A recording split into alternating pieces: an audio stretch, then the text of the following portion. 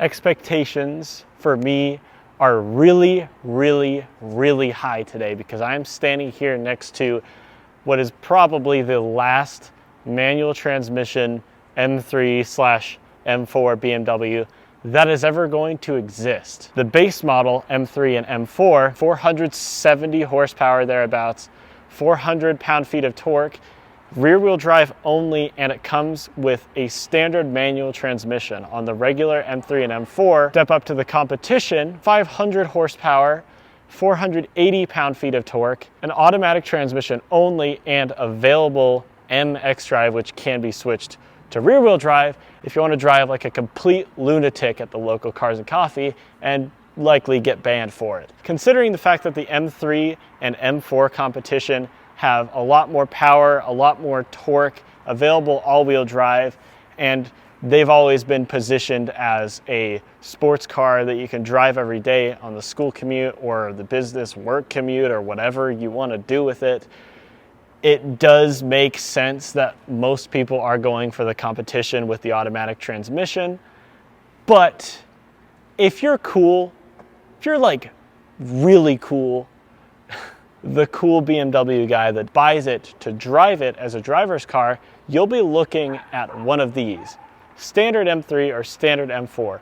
Once again, 470 horsepower, 400 pound-feet of torque, and only a 6-speed manual. The M3 and the M4 have gone through many different generations. There was the E30 M3, which was world famous touring car champion. Then there's the E36 M3, which was more complicated as the Europeans got a faster, more powerful, but more unreliable version than what we got. Then there's the E46 M3. People say it's one of the best BMWs ever made. I wouldn't know, I just have a boring 325i. Then there's the E90 M3, which had a V8 engine. Yeah, was problematic, but it was really cool.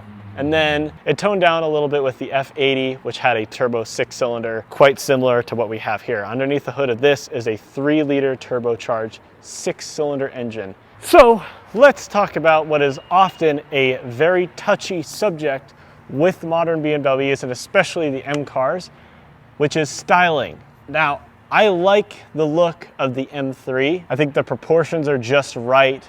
It looks like it's a good size, maybe a tad overstyled and show-offy for my taste, but same holds true with the 3 Series. I just generally really like how the G20 chassis looks. The 4 Series and the M4, I am not a fan of the way it looks. Personally, the shape of this rear window and the whole shape of the back of the car, it doesn't look like it was done right in my opinion. I think the last generation 4 Series and M4 was a really good looking car. This from the side, I'm not really a fan of how it looks. Starting from the back, it is a more basic look, more simplistic than the last M4 and 4 Series. Taillights look a little bit smaller. This rear diffuser is quite large. It's got a nice little spoiler on the trunk, but it's not too in your face. It does look good, especially in black. Typical M wheels where they're a little bit too much, but in black, I think they look really good and they are nicely styled. This rocker panel underneath the door, painted black, which is nice and sporty looking, if you can even call that sporty just because it's black, but whatever. Up in front of the door, there's a styling element that's supposed to look like a vent, but it's not actually a vent. The M door mirror that they've been putting on their cars since the E90 generation, where the bottom post is connected and there's a top post that almost connects, but not quite. I like the design of the hood with those creases in it. The headlights look really good up front.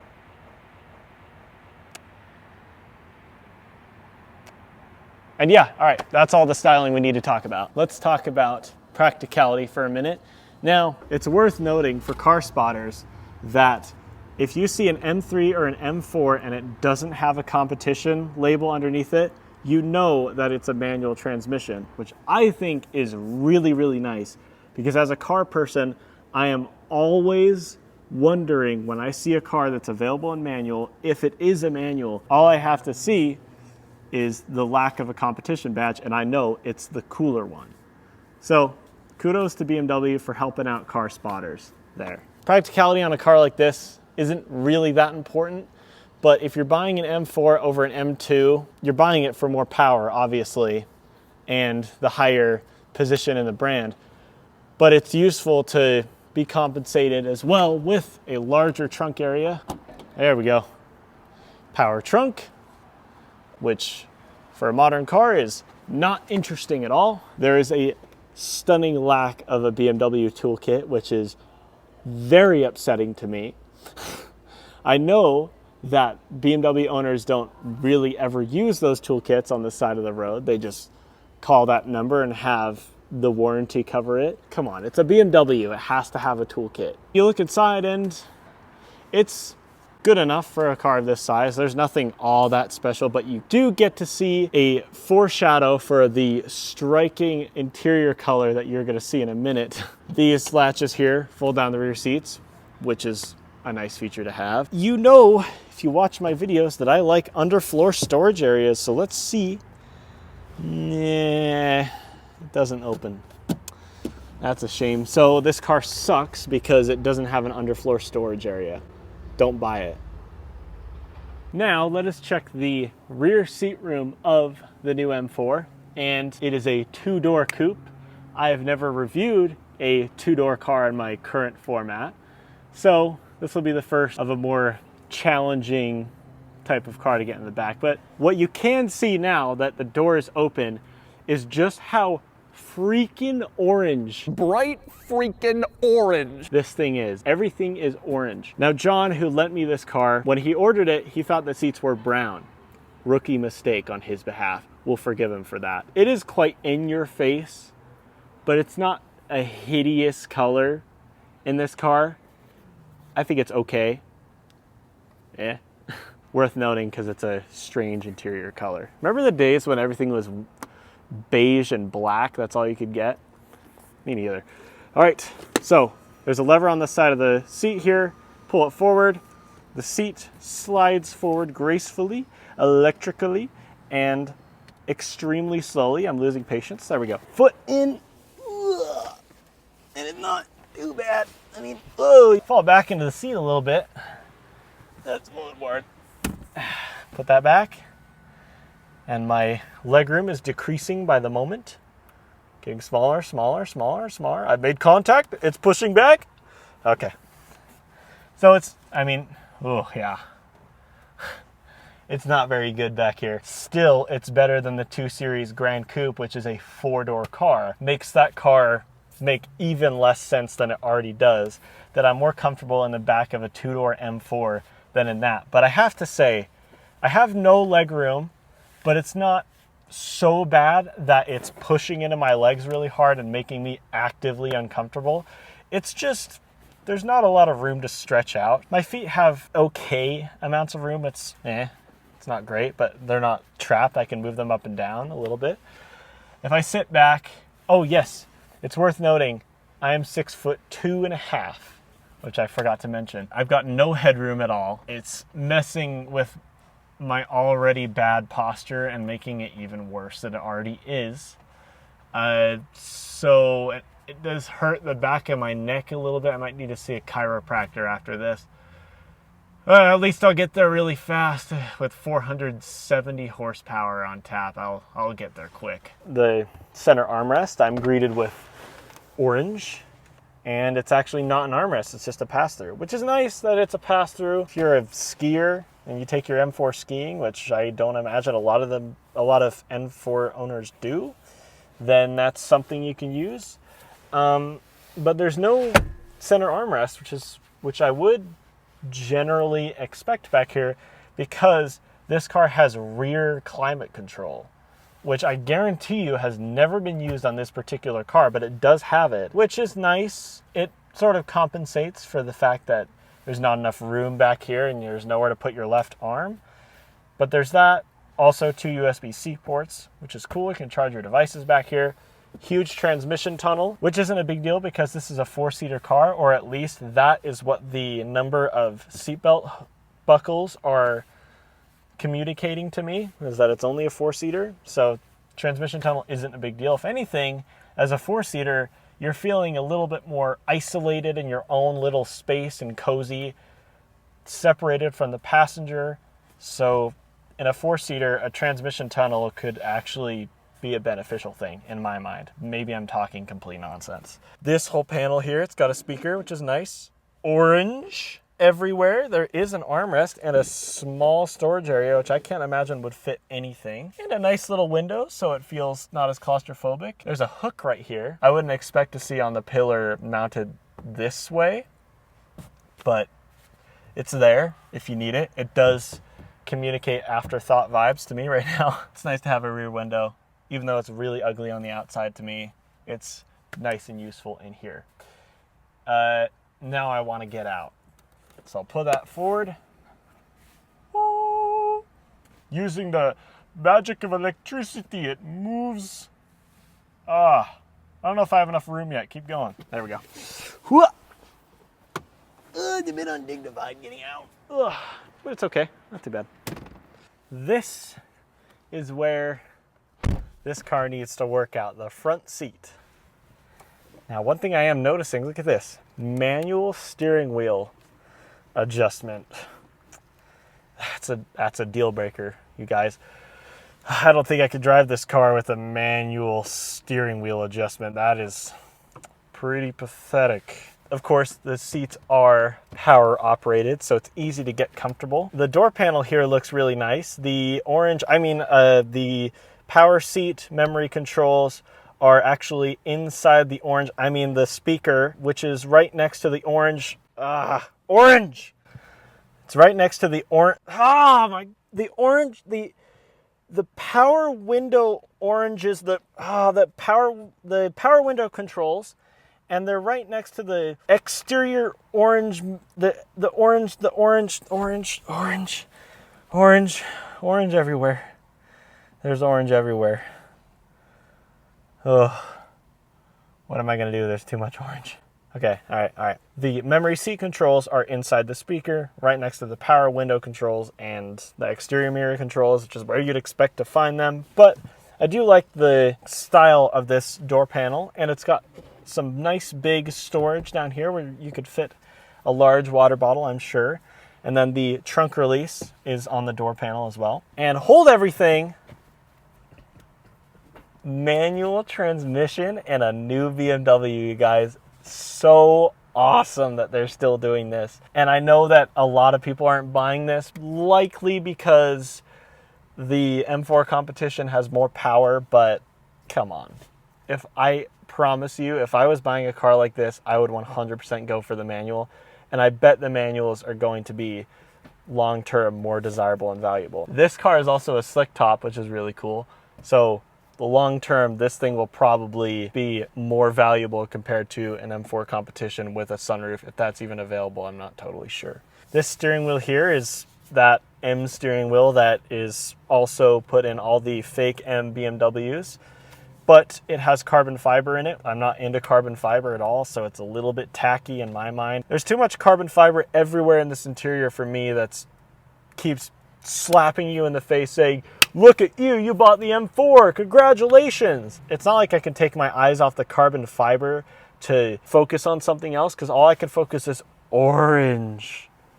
iDrive 7 as the infotainment, which is good because that means there are physical climate buttons, radio preset controls that you can assign to anything, and hovering over it with your finger tells you what it's assigned to. Although iDrive 8 is a really, really awesome infotainment system, it's a deal breaker for me that the climate controls are integrated into a submenu, and that here it's nice and easy to understand. In the center here, there's a gauge cluster that says M4, but other than that, right now in normal mode, it's pretty similar to every other BMW that you'd see. When you put it in M mode, however, it changes so that there's more of an emphasis on the tachometer, and it's a really, really cool look. Speedometer is less pronounced because you don't need it as much on a racetrack. Here, there's cup holders, wireless charger, just like every other BMW I've reviewed. Scroll wheel to control iDrive 7 if I want. You can also control it with gesture controls and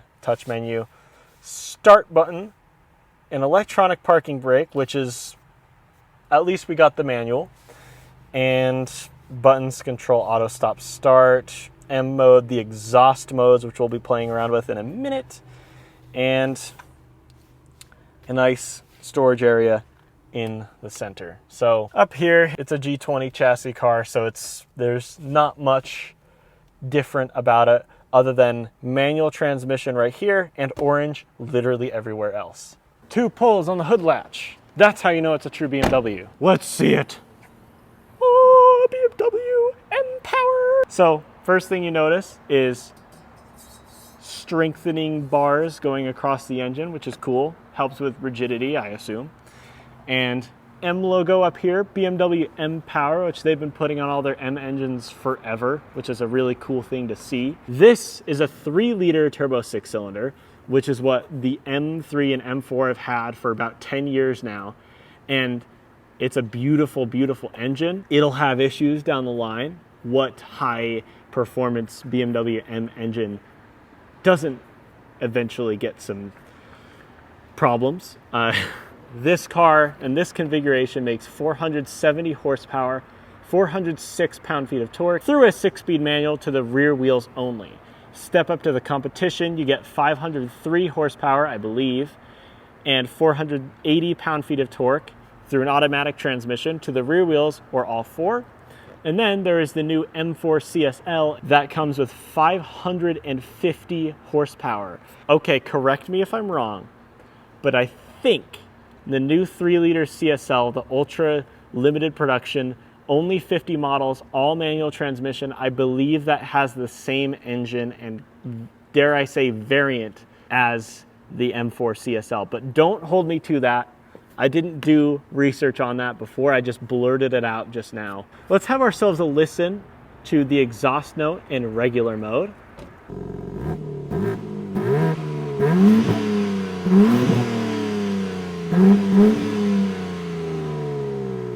And now the exhaust note in M mode.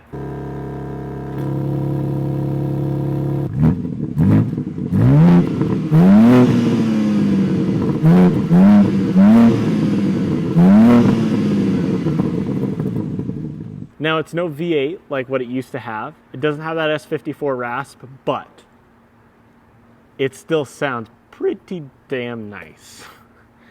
And you get that sound and a 6-speed manual to play around with. So let's take it out on the road and drive it. I can't wait anymore. All right, so this is the first time I've driven the new M3, M4. It's fair to say expectations are quite high right now. This car better not disappoint. Not able to test much maneuverability here, but I can already tell that the steering definitely feels electric. The clutch is pretty easy. The grab point is higher than I was expecting for a new car, but that's just, you know, oh well. This car is obviously, it was designed to be an automatic first and not a manual. And that is proven by the fact that it shows you your gear number, which is, you kind of already know when you're driving a manual transmission, right? And when you're moving through the gears, it goes 1, N2, N3, N4. It's almost like a video game when a video game tells you that you went into neutral because you're playing on a steering wheel. I mean, it definitely feels like a BMW manual in here. It definitely does. It feels a lot newer and tighter than in my E46, obviously, because that car's worn out. Does it have a... Yep, auto rev matching. That's what this car has. Sure, it's not encouraging you to develop a skill as much as a manual transmission should sometimes, but it makes it just so much easier and more relaxing. And even, I mean, the ride in this thing is not too bad. I don't know what mode that I have it in. Whoa, hit M1, the configurable drive mode. Gear shift assistant is now off, and I was like a tenth of the way under the throttle, and then it just went a little bit more because now it's more sensitive. It's more primed up, ready to take me down the Autobahn. And this thing has configurable everything. Even the brakes are configurable on your various M modes. And that just, which is a little concerning that the brakes are controlled by a computer, but not a big deal. It sounds amazing.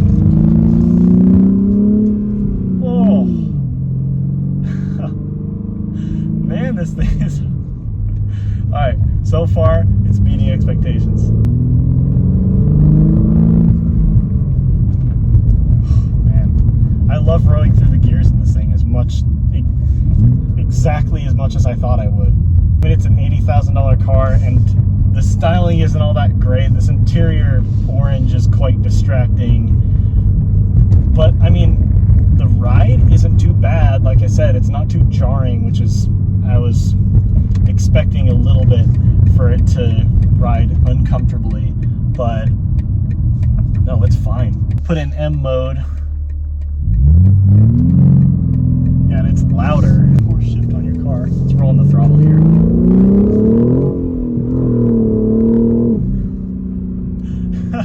I think a lot of the enjoyment that I'm getting right now is just pure audio. It's nothing to do with feel or anything. It's just the sound. Now, say what you will, maybe this sounds fake.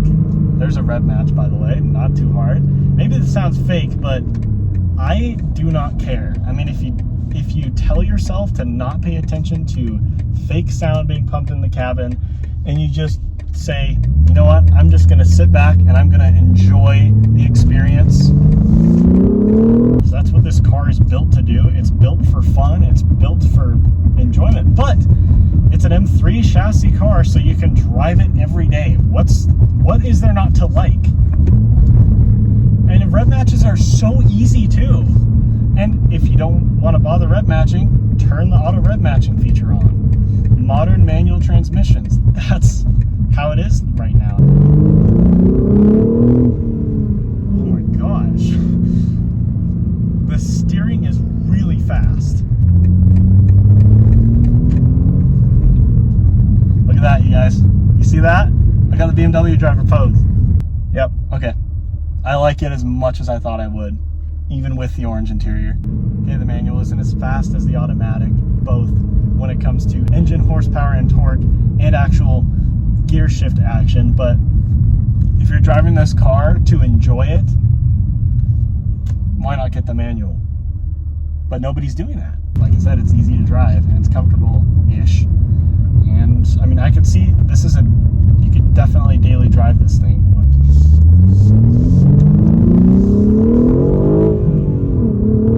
Oh my gosh.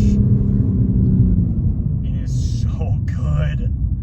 It sounds so good. Man, that's going to do it for me on this video. I want to thank John for lending me his M4. Just amazing, amazing dude. I really, really appreciate it. And I appreciate everybody for watching. Hope to see you guys in the next video, which will be a satirical comparison review between this and my much more worn out and worse E46. So stay tuned for that video coming pretty soon. Thanks everybody. Everybody have a great day. Bye-bye.